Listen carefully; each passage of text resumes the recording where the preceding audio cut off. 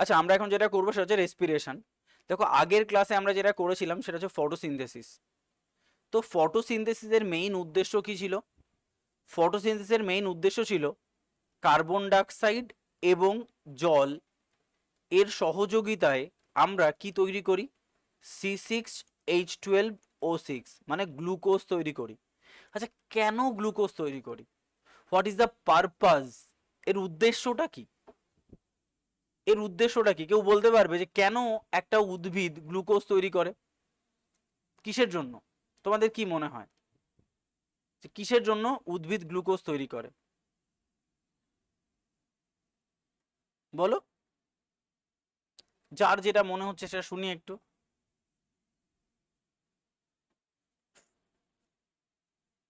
শুনতে পাচ্ছি না, কেটে যাচ্ছে। কেউ একজন বলো যে কিসের জন্য করে। ডলি, অনিমেষ, বিট্টু, জেফ্রি, যারা ক্লাস করছো বলো কিসের জন্য করা হয়? প্ল্যান্ট ফুডের জন্য। ঠিক আছে, একটা অ্যান্সার পেলাম। আরো স্পেসিফিক অ্যান্সার চাইছি। মেসেজ করো বা মাইক অন করে বলো, বাট বলো। উদ্ভিদের বেঁচে থাকার জন্য হতে পারে। কেউ বলছো এনার্জি, অসাধারণ, এই অ্যান্সারটাই আমার চাই। এই অ্যান্সারটাই চাই অ্যাকচুয়ালি। আমরা খাবার খাই কেন? আমরা খাবার খাই এনার্জির জন্য।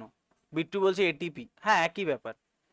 অ্যাকচুয়ালি আমরা নিজেরা ফটোসিনথেসিস করতে পারি না, উদ্ভিদ ফটোসিনথেসিস করতে পারে, মানে উদ্ভিদ নিজের খাদ্য নিজে তৈরি করতে পারে।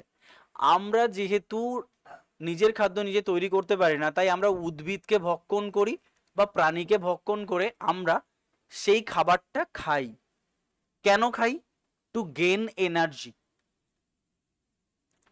এনার্জি পাওয়ার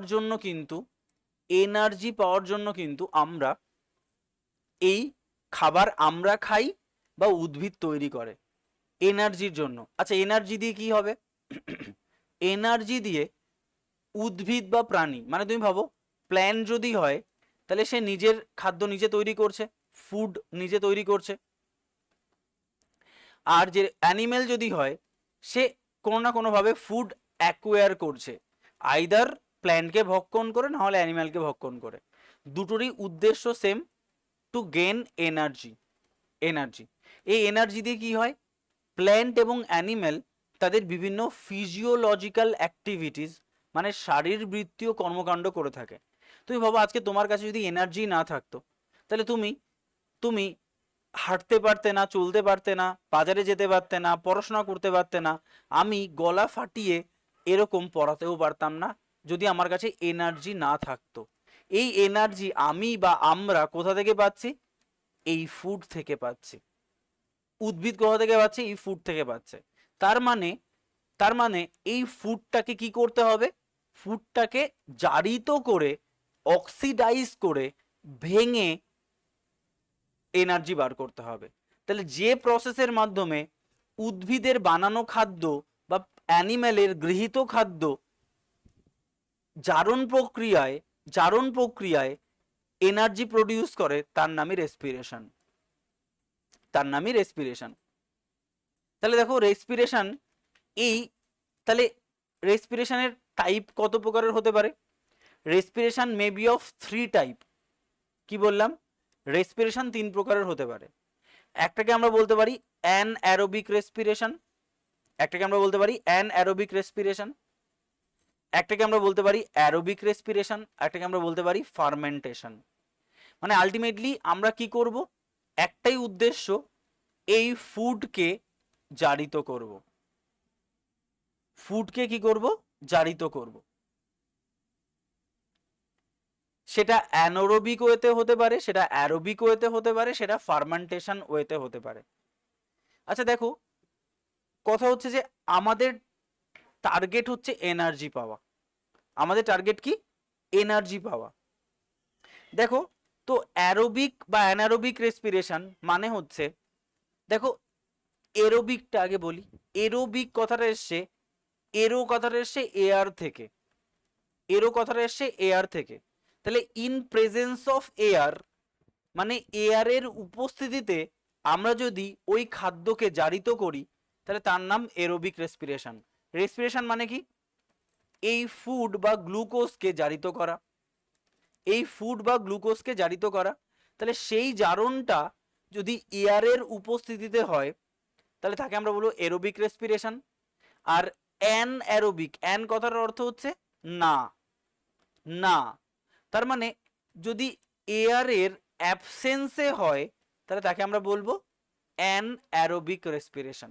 ক্লিয়ার এইটুকু? প্রথমত একটা অ্যারোবিক রেসপিরেশন আর একটা অ্যানঅ্যারোবিক রেসপিরেশন। ক্লিয়ার?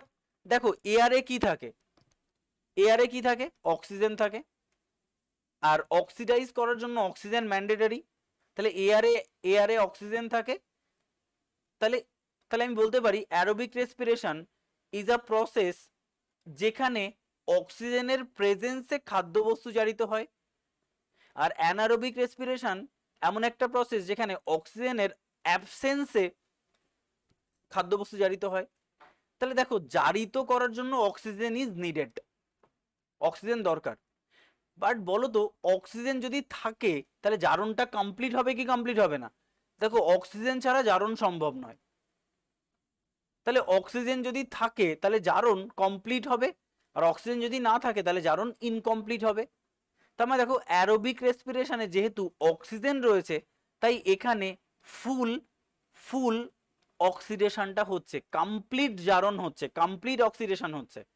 যেহেতু এখানে অক্সিজেন নেই তাই এখানে যে প্রসেসটা বা যে অক্সিডেশনটা হচ্ছে this is called incomplete oxidation, this is called incomplete oxidation.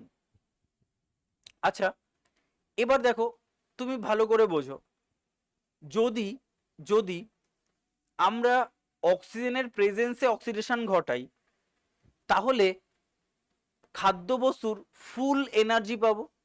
সেটা কত? 686 কিলো ক্যালোরি এনার্জি। তাহলে এই C6H12O6 এই গ্লুকোজ অণুকে তুমি যদি জারিত করো, এক অণু গ্লুকোজকে জারিত করো তাহলে কত এনার্জি পাবে? 686 কিলো ক্যালোরি এনার্জি পাবে। তার মানে অ্যানঅ্যারোবিক রেসপিরেশনে ফুল 686 কিলো ক্যালোরি এনার্জি পাচ্ছি আমরা। আর অ্যানঅ্যারোবিক, এটা অ্যারোবিক রেসপিরেশন আমরা ফুল এনার্জি পাচ্ছি, বাট অ্যানঅ্যারোবিক রেসপিরেশনে আমরা কিন্তু ফুল এনার্জি পাচ্ছি না, আমরা পাচ্ছি কি 30 ক্যালোরি কিলো ক্যালোরি এনার্জি পাচ্ছি, যেহেতু অক্সিজেন নেই, অক্সিজেন নেই।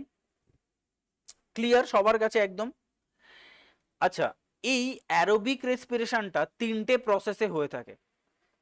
একটা হচ্ছে গ্লাইকোলিসিস, আমরা মেন্সের ক্লাসে ডিটেলে পড়বো, Krebs cycle and electron transport chain. তাহলে তুমি ভাবো আমি ফুল ইউটিলাইজেশন অফ এনার্জি বা ফুল ইউটিলাইজেশন অফ রিসোর্স যদি করতে চাই তাহলে আমাকে তিনটে প্রসেসের মধ্য দিয়ে যেতে হবে, glycolysis, Krebs cycle and electron transport chain, তবেই কিনা আলটিমেটলি এই অ্যারোবিক রেসপিরেশনটা কমপ্লিট হবে। আচ্ছা দেখো যদি আমরা বলি গ্লাইকোলিসিস, দেখো আমাদের একটা সেল রয়েছে, খুব স্বাভাবিক সেল, তো সেলের মধ্যে নিউক্লিয়াস রয়েছে, একটু আগে আমরা দেখেছিলাম সেলের মধ্যে একটা স্পেশাল সেল অর্গানেলি রয়েছে যার নাম প্লাস্টিড। সেম এই সেলের মধ্যে আরেকটা স্পেশাল সেল অর্গানেলি রয়েছে যার নাম মাইটোকন্ড্রিয়া, মাইটোকন্ড্রিয়া। তাহলে এই রেসপিরেশনের পুরো দায়িত্ব কে নিয়েছে? মাইটোকন্ড্রিয়া।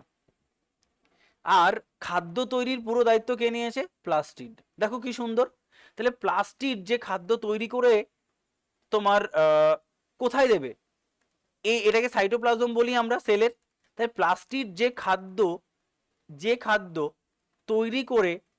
তৈরি করছে সেটা কোথায় রিলিজ করছে? সাইটোপ্লাজমে। তাহলে সাইটোপ্লাজমের এইটা কি?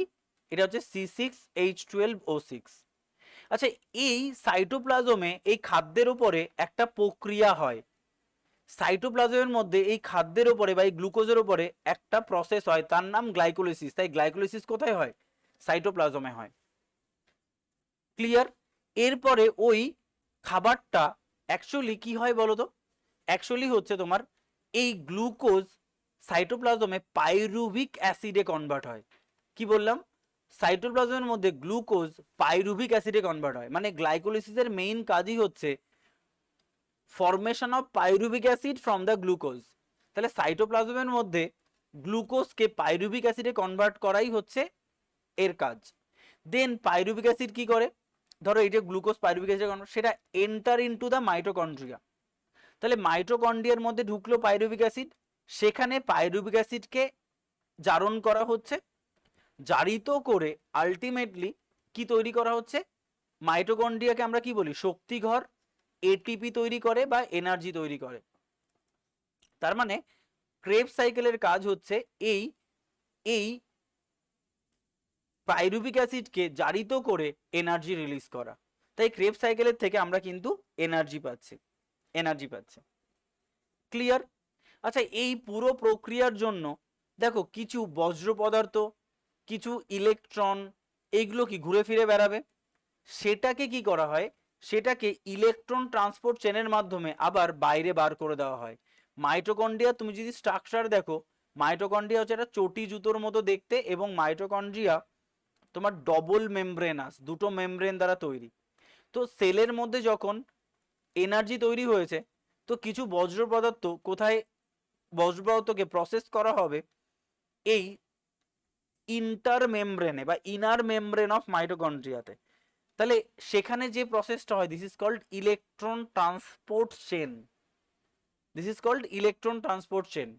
তাহলে ইলেকট্রন ট্রান্সপোর্ট চেন কোথায় হয়, মাইটোকন্ড্রিয়ার দুটো মেমব্রেনের মাঝে, তাই বলা হয় ইনার মেমব্রেন অফ মাইটোকন্ড্রিয়া, যে কি করছে, পুরো প্রক্রিয়াকে স্টেবিলাইজ করে দিচ্ছে।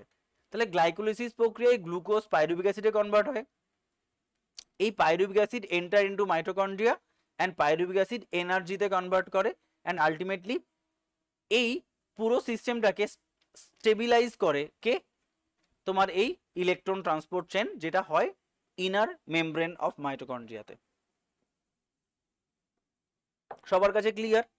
তো এটা একটু জেনে রাখো যে আমাদের টোটাল অ্যারোবিক রেসপিরেশনে কত এনার্জি তৈরি হয়, 38 অণু এটিপি তৈরি হয়, 38 অণু এটিপি তৈরি হয়, এনার্জি কারেন্সি তৈরি হয়। এটিপি কে আমরা কি বলে থাকি, এনার্জি কারেন্সি। তাহলে 38 অণু এটিপি তৈরি হয়, তার মধ্যে গ্লাইকোলিসিসের ফলে 8 অণু এটিপি তৈরি হয়, এবং ক্রেবস সাইকেলের মাধ্যমে 30 অণু এটিপি তৈরি হয়। তো তোমাকে পরীক্ষায় কোশ্চেন দেবে টোটাল অ্যারোবিক রেসপিরেশনে কত অণু এটিপি তৈরি হয়, 38 অণু, তার মধ্যে 8 অণু তৈরি হয় গ্লাইকোলিসিসে, 30 অণু তৈরি হয় ক্রেবস সাইকেলে। এটা মাথায় রাখতে হবে তোমাকে। আর ইলেকট্রন ট্রান্সপোর্টের মাধ্যমে কোনো এনার্জি তৈরি হয় না, ও কি করে, স্টেবিলাইজ করে। তাহলে আমরা দেখলাম গ্লুকোজ কে আমরা দুটো ভাবে জারণ করতে পারি, একটা অ্যারোবিক আর একটা অ্যানারোবিক ওয়েতে। তাই দেখো পয়েন্টটা বলছে the respiration in cytosol plays a significant role oxidative decarboxylation of pyruvic acid. দেখো এটা অনেক কঠিন ভাষায় বলেছে, বাট আমি তোমাকে বলেছি সাইটোসোল বা সাইটোপ্লাজম একই নাম। সাইটোপ্লাজমে কি হয়, গ্লুকোজ পাইরুভিক অ্যাসিডে কনভার্ট হয়, এই প্রক্রিয়ার নাম হচ্ছে অক্সিডেটিভ ডিকার্বক্সিলেশন অফ গ্লুকোজ। তাহলে গ্লুকোজের অক্সিডেটিভ ডিকার্বক্সিলেশন প্রক্রিয়ায় গ্লুকোজ পাইরুভিক অ্যাসিডে কনভার্ট হয় কোথায়, সাইটোপ্লাজম বা সাইটোসোলে। সেই পয়েন্টটাই কঠিন ভাষায় লেখা রয়েছে। রেসপিরেশন প্রক্রিয়ায় বললাম না গ্লুকোজ পাইরুভিক অ্যাসিডে কনভার্ট হয়, যে প্রক্রিয়ায় হয় তাকে বলা হয় অক্সিডেটিভ ডিকার্বক্সিলেশন। ক্লিয়ার পুরো জিনিসটা? তাই প্রথম পয়েন্ট ক্লিয়ার হলো। দেখো অ্যানঅ্যারোবিক রেসপিরেশন, যেটা আমি এই প্রসেসে বলছি,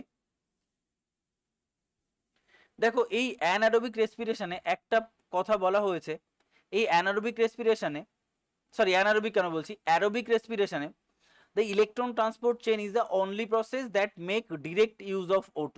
জাস্ট এটা তুমি একটু মুখস্থ করে নাও।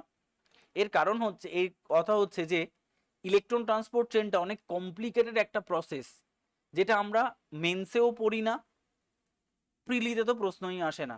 ইভেন ইলেকট্রন ট্রান্সপোর্ট চেন আমরা গ্র্যাজুয়েশনে পড়ি। এতটা কমপ্লিকেটেড একটা প্রসেস, মানে বিরাট বড় একটা ক্যালকুলেশন করে ইলেকট্রন ট্রান্সপোর্ট চেনের সমস্ত কিছু স্টেবিলাইজড হয়।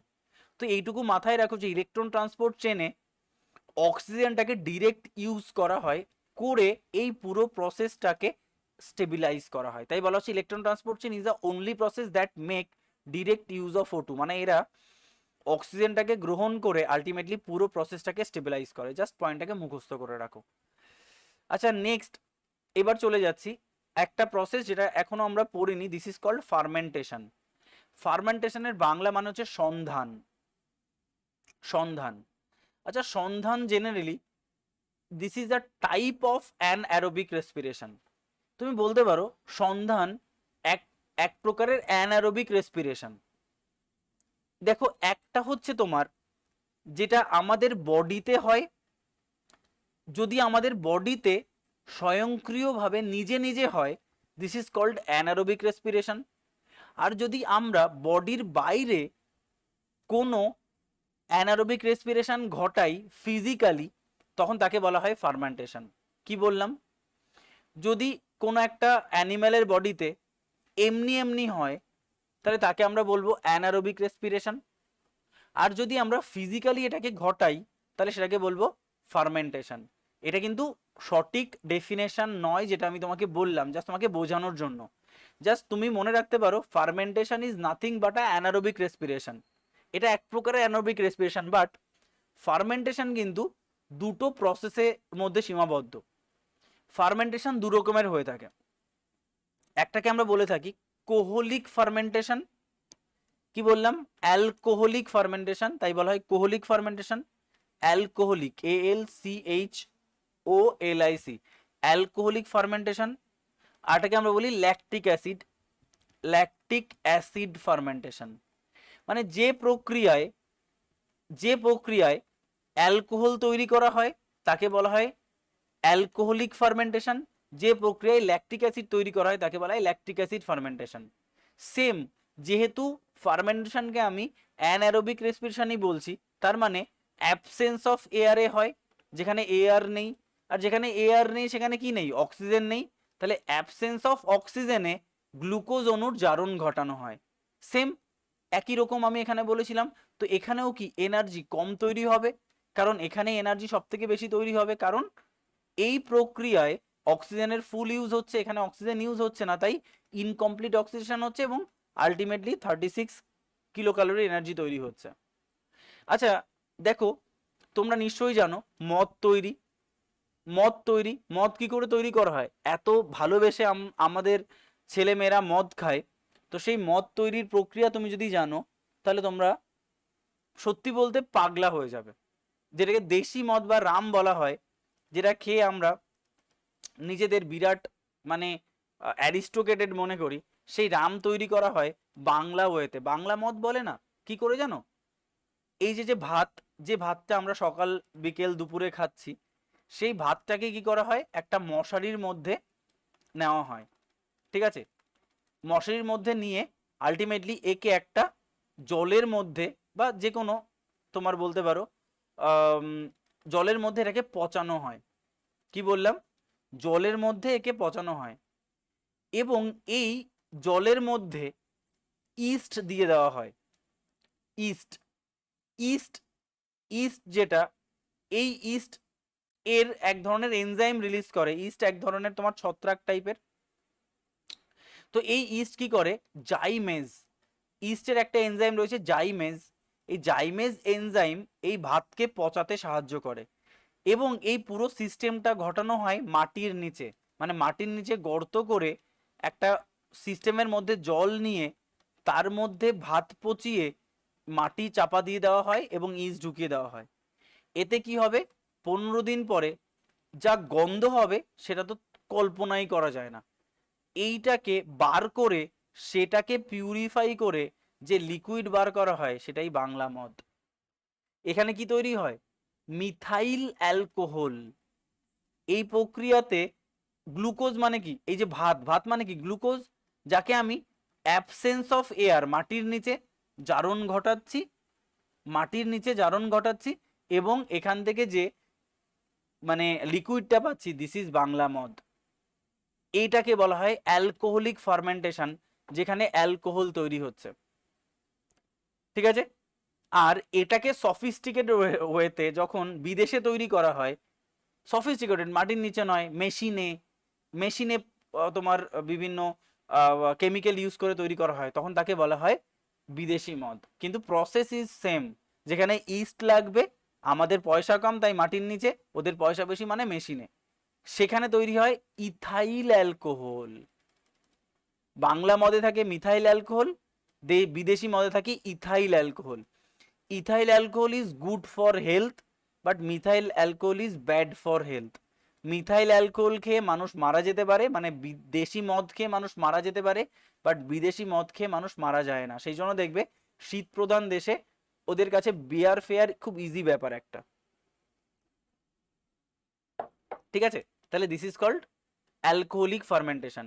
আর ল্যাকটিক অ্যাসিড ফার্মেন্টেশন হচ্ছে যে প্রক্রিয়ায় ল্যাকটিক অ্যাসিড তৈরি করা হয় তাকে ল্যাকটিক অ্যাসিড ফার্মেন্টেশন বলা হয়।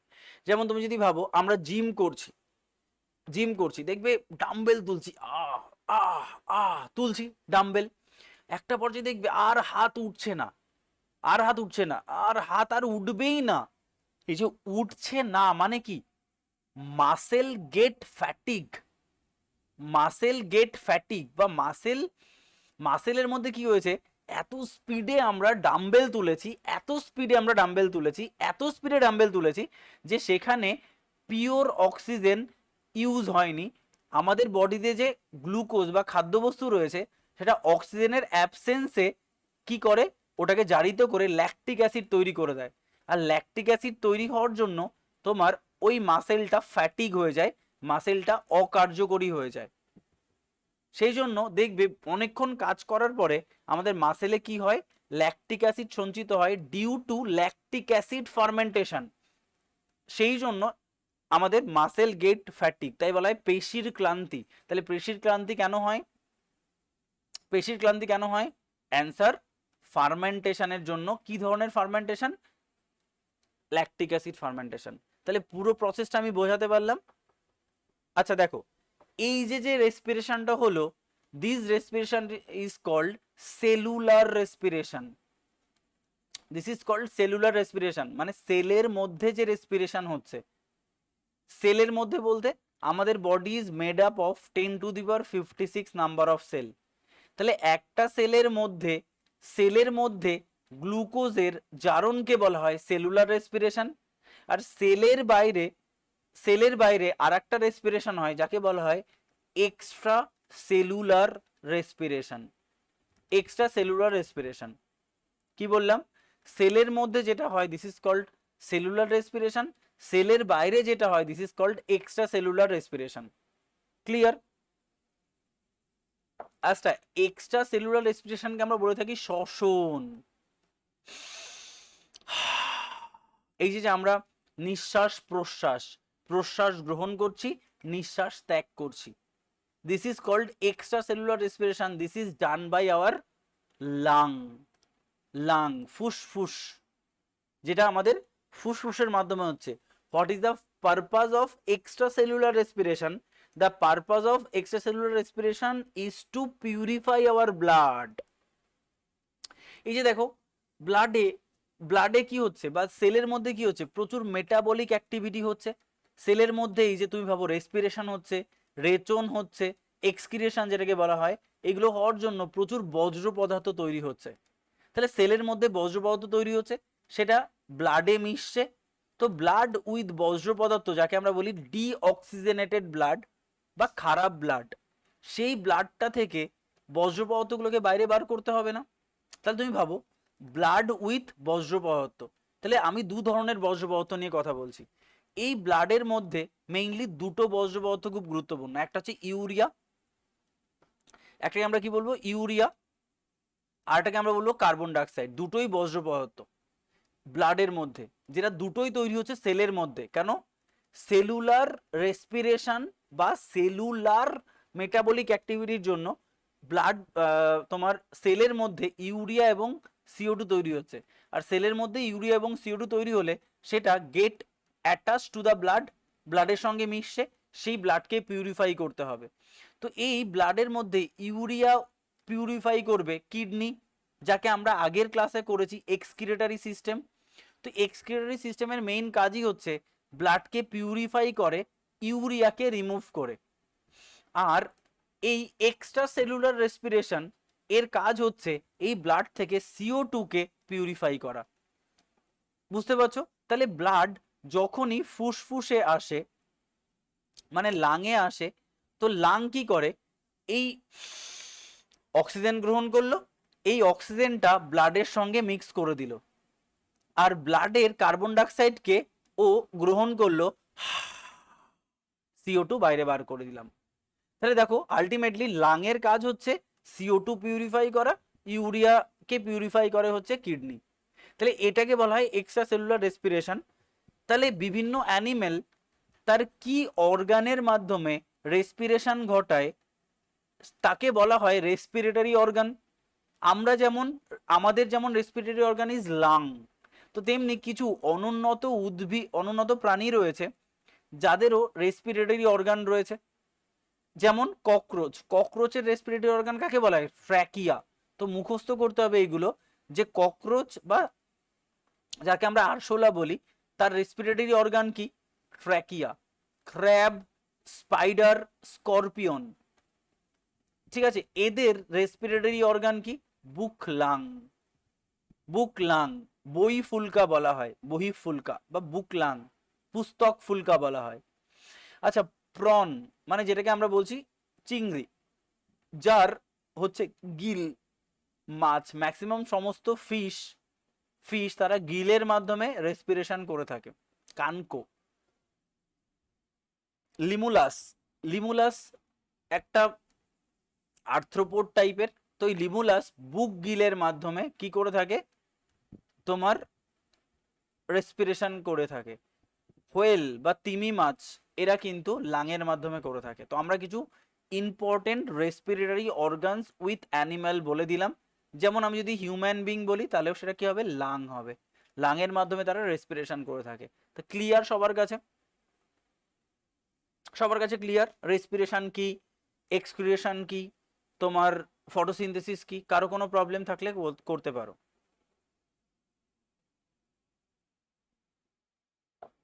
জানো তো এগুলো খুব কঠিন জিনিস, তোমাকে এত অল্প জায়গার মধ্যে এমসিকিউ থিওরিটা কমপ্লিট করা খুব কঠিন জিনিস।